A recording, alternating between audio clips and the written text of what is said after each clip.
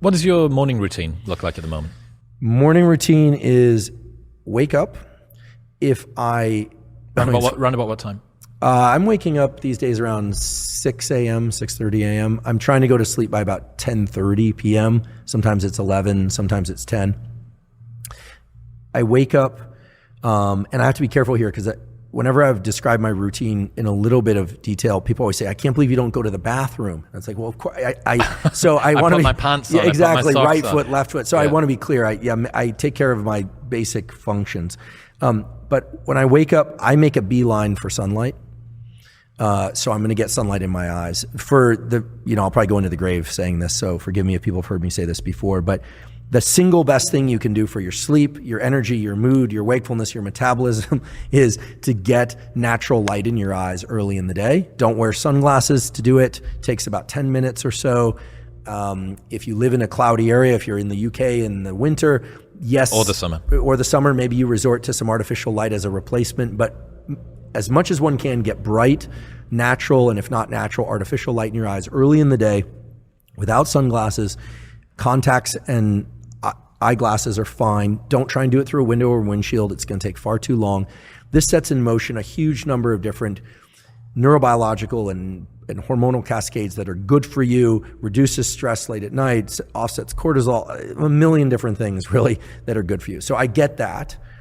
And yes, sometimes. Is that a walk? Doing a little walk? Ideally, that would be a walk, but sometimes we'll just go into the yard and have some coffee and soak in whatever sunlight through the clouds. If it's a cloudy, overcast day, it might be 20, 30 minutes. If it's a very bright day, it might just be a few minutes. But really, the quality studies on humans that have looked at this say try and get as much natural light as you can in the morning hours, whenever it is that is for you, especially the first 3 hours after waking. If you can work outside, great. If you can get near a window, because as opposed to just in a dark conference room, that's better. But if you can get outside, that would be fantastic. So I get sunlight. I hydrate, I drink water, and then yerba mate is my favorite form of caffeine. Are you waiting? How long are you waiting from 90 waking? to 120 minutes. Are you doing any salts during that time? Are you taking any electrolytes in? I am a fan of water with element. Yep. Before I had element packets, I would just take a little bit of sea salt or pink salt. What's your favorite element flavor? I like them all. There's one I don't like. I'm not a fan of the chocolate one, but I like neither. Some people love it. My podcast producer, his wife loves that. So I give it to her, the chocolate mint one. But I like the raspberry, the citrus one. I love that stuff. Mango chili is, have you opened the mango chili and breathed in shortly afterwards? It's like being pepper sprayed. No, it's absolutely insane. It's like being blasted in the face. But yeah, I mean, that's just the best way. That cold glass of water and that first thing in the morning. And I mean, it was you who reassured me of what I thought was bro science about your adenosine system not being active for the first 90 minutes. And if you're going to pump caffeine onto that, you're not really actually acting on that. Your adrenal system is the one that you need to be looking at, optimal hydration, all that sort of stuff. It's just such a good way to start the day. So, okay, we've got 90 minutes deep. What have you been doing in that? You've had your light in the eyes. What have you been doing between that and the yerba mate 90 minutes? I do everything I can to not do email, not do social media, and to take care of a few critical tasks. These days, I have this obsession with trying to do one cognitively hard thing a day, and one physically hard thing a day. Now, not extreme physical, not David Goggins level workouts or anything, but in that 90 minutes, I'll typically try and read a research article start to finish, or I'll work on a document that I might be doing a grant or research paper or planning a podcast or researching a podcast. I try and get my brain into kind of a linear mode. I try and narrow that aperture. Because if I don't, the distraction that's created by social media and interactions with others can kind of wick out into the rest of the day. So I'm not necessarily trying to finish something in that time, but I try and do something challenging. I experience great pleasure from battling through something mentally challenging. But that's something that I built up since my university years, when I was about 19 or so, got serious about school and really started to experience the deep pleasure of like, I figured that out, or like, that was really tough. I don't always succeed, but that's what I'm doing in that hour to 90 minutes.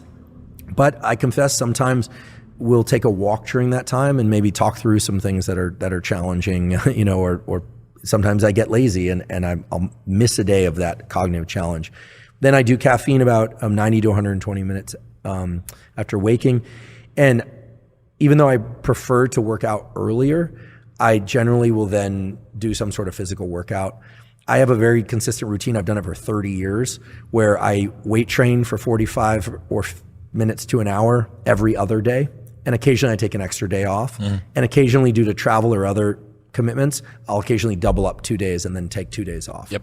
So it's really boring, to talk about workout schedules, but it's really simple. It's like, I'll do a kind of pushing day, rest, pulling day, upper body push, rest, upper body pull, rest, and then legs, take 2 days off, something like that. Are you doing, on the off days, are you doing some sort of zone 3?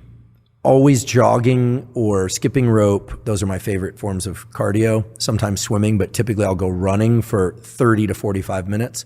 Or if I'm feeling a little bit lazier, because I always find the high intensity stuff to be easier than the long drawn out stuff, I'll sometimes throw on a weight vest, a 30 or 50 pound weight vest, and I'll go out for a shorter run. Or I'm a big fan of Knees Over Toes, Ben Patrick. I know you had him on. Yeah, great guy. We were down in Costa Rica with him and his wife, who had the best time and learned so much. I'll occasionally do a backwards, hill walk, or throw on the weight vest for that. We sometimes will get bands and so there's a great way to combine this.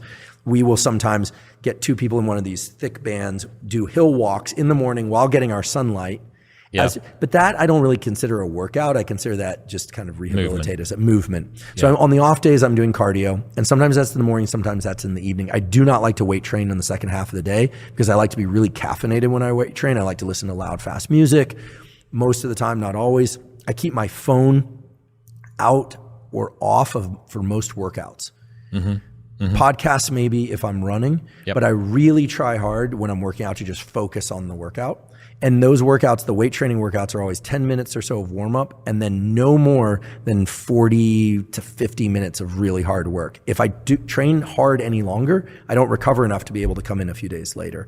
And when I train that way, I generally make pretty consistent progress. And you're taking yourself up until, what's that, probably maybe 10, 30, 11 a.m., something like that now? Yeah, and then I'll eat my first real meal. Now, occasionally I'll wake up really hungry if I didn't eat that well the night before. Yeah. But typically after I train, I'll eat. I like oatmeal after I train. Oatmeal, fruit, some fish oil, protein drink, and then maybe 90 to 120 minutes after that, I'll have a real lunch. My lunch is pretty much the biggest meal of the day. If I have my way, it'll be a steak, a salad, maybe a little more starch, although I sort of got it earlier. Yep.